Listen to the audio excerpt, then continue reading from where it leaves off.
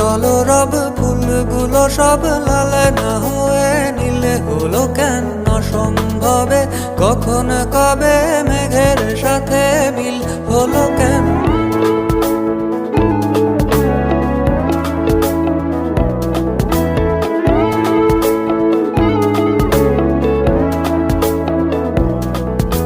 হোক অযথায় সব কথা তাল না হয়ে তিল হলো কেন? কুয়োর তলে ভীষণ জলে খাল না হয়ে ঝিল হলো কেন?